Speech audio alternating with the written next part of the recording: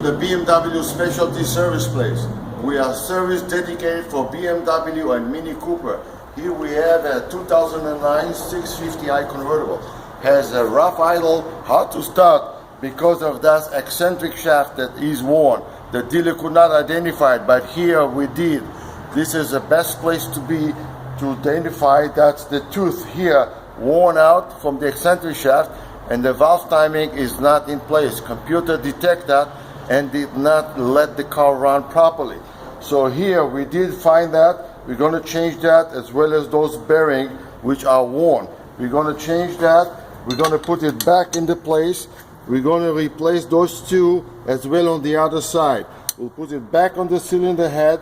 We're going to adapt and reprogram the computer. So you always think about our place. We are much economical than the dealership, and this is the only way you can pay properly.